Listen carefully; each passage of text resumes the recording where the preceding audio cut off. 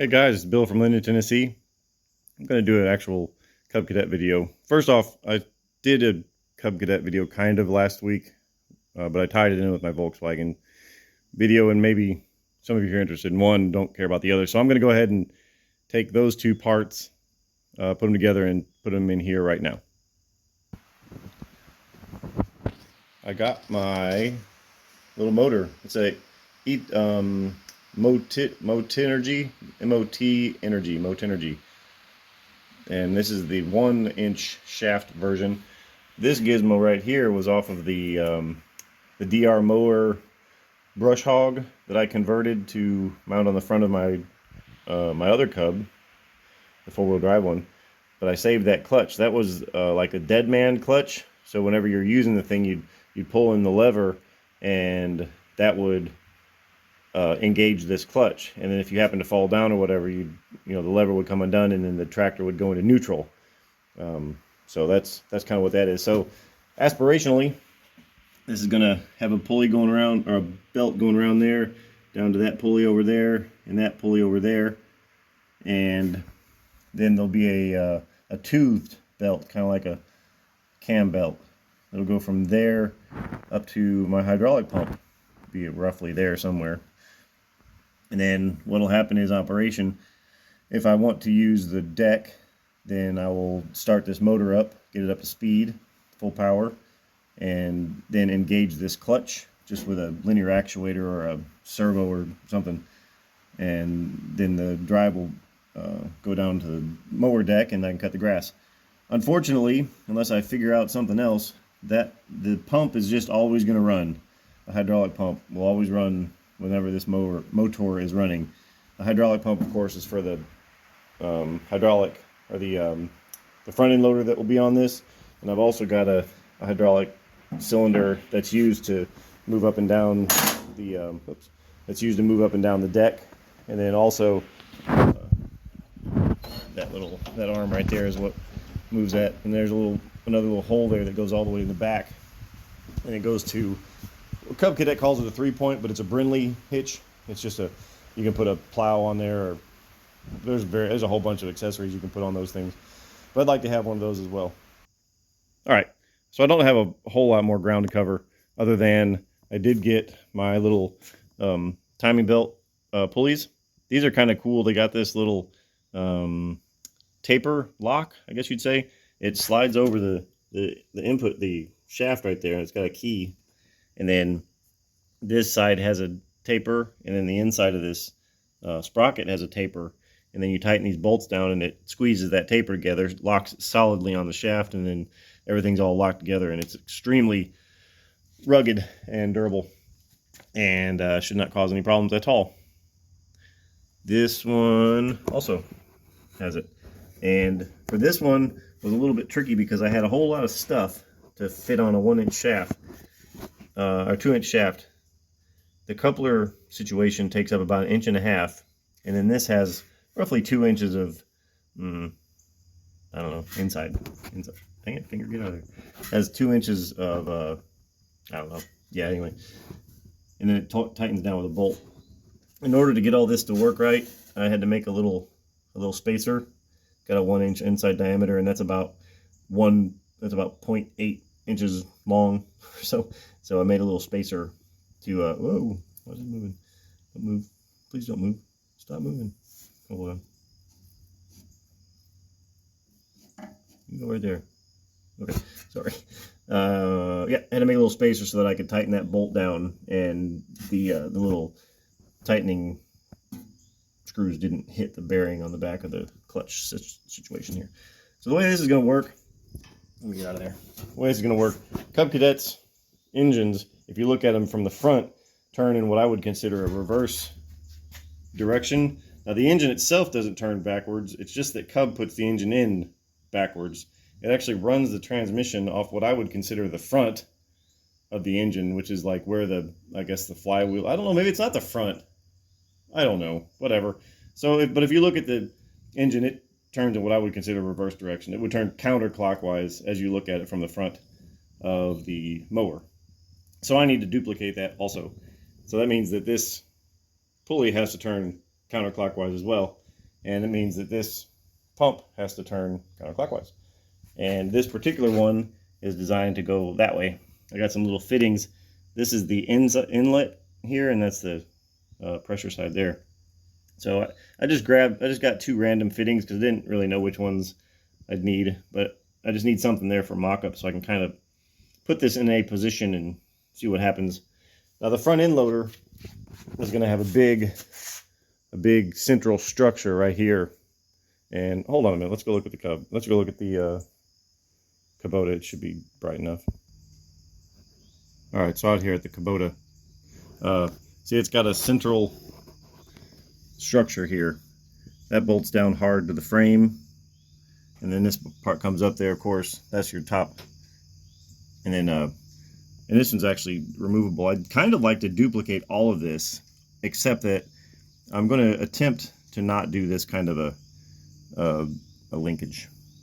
Normally what you'll find in little lawn tractors is they'll have a diagonal brace that goes from roughly here down to just above the front axle in the front part of the frame.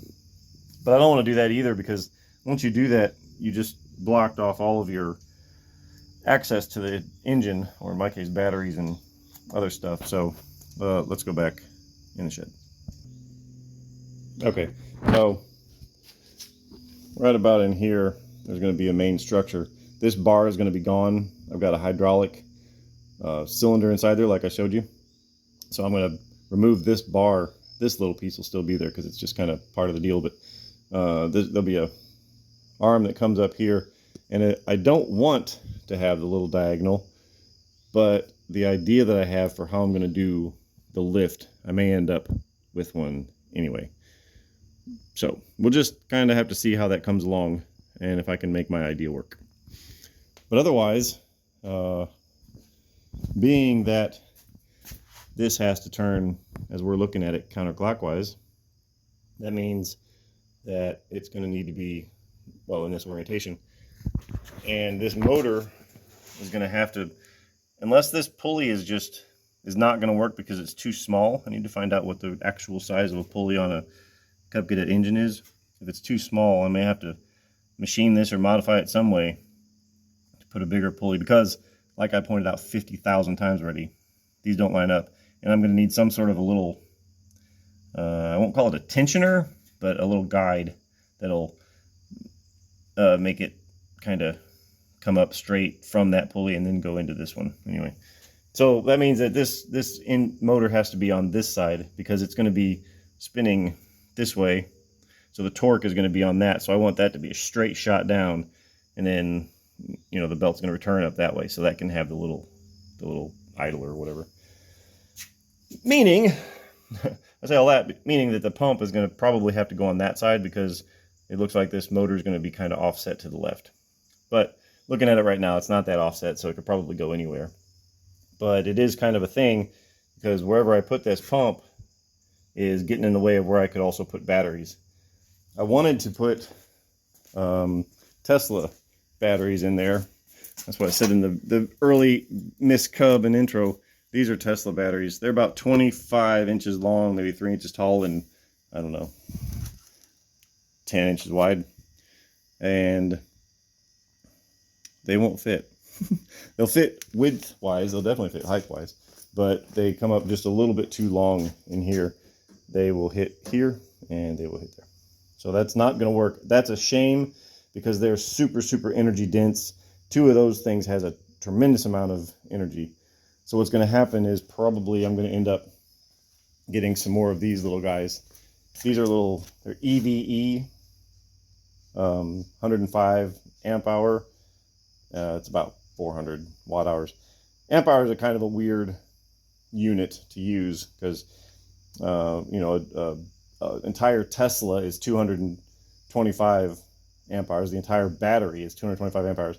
But a DeWalt chainsaw has a 9 amp hour battery. So does that mean that the Tesla battery is only like 3 times, not even 3 times bigger than the little chainsaw battery? Of course not. It's much, much bigger than that. It's because you got to put voltage on there to get watts, and that watt hours to get energy, actual total energy. I don't know. I don't have a corollary to that with like something maybe you're more familiar with, gasoline or anything like that. Just to say that watt hours is better for anyway. So this is going to have about, whenever it's put together, this is going to have pretty close to 5 kilowatt hours of energy, and it's going to take up considerably less room than the Tesla would have taken, but it won't be half as much room because the Tesla batteries would have been 10 kilowatt hours. So that's a bummer, but 5 kilowatt hours is fine. That little guy only has about 4, and it does just fine. And it has a lot more rolling resistance and stuff than this does. So this should do just fine with that. However, this is going to have the drag of a pump constantly being on. That may be a problem. I don't know. We just don't know yet. It's a long way down the road. And I'm also looking at options for my drive shaft. I'd like to have just a straight shot going back there, maybe with a universal in the middle or 2 universals in the middle. Whatever I need to do to get the drive motor out of the way. Yeah, if I can use some universals and drop it down low to give me more room, or move it to the left or the right, I don't know. But that's all the stuff I'm thinking of in my brains running through how I'm going to do this. But I did get some tires. The local co-op had a whole bunch of these things just sitting around. I won't say they gave me a good deal on it, but and they're not really the way as cool as I wanted. I wanted like tri-rib tires, but they're like $90 a piece, so forget that noise. It would have been cool to put like agriculture tires on it, but I think that's kind of weird if it's not 4-wheel drive. So we'll just go with these little ribs. And these are actually 24 ply tires off of a hay wagon or something like that. 24 tires. They're thick. They're strong, so they will have no trouble supporting all the weight of this front end loader. And I'm also going to upgrade those axles. These are 2-inch axles, I think, from the factory, but no, sorry, they're 1-inch axles from the factory. But I'm going to upgrade them to wheel bearings, either 4 or probably 5 lug hubs, like off of the trailer. So they'll be much stronger and support all this stuff. I'll need to consider strengthening that. I don't know. I'll just need to consider strengthening everything. But it's not going to be like, I'm not going to be doing construction with it. I'll move dirt around and stuff, But anywho, I think I've got a tractor show tomorrow in Waverly, Tennessee. So I'm looking forward to that. I think it's probably going to be the last one of the year. And I'm meeting up with the guy that sold me all this other stuff. I'm meeting up with him. I'm getting a different mower deck from him for this. The one that he did sell me was a disaster. It was rusted out really, really bad. So he's got a couple other ones that I can choose from. Maybe one of those will be betters. And I'm selling him a sickle mower. I was going to put a sickle mower on either that or on this, but the truth is that sickle mowers are really, really hard to come by, and I'd hate to cut and chop and weld on a sickle mower so I can fit it on this. And I think removing the sickle mower so I can put a belly mower in it on this is a real pain in the butt. So I'm probably just going to leave the belly mower on this all the time. And yeah, that'll be that. All right, I'm just going to wrap this up for now. I don't think I'm going to do anything else with this weekend. So see you next time.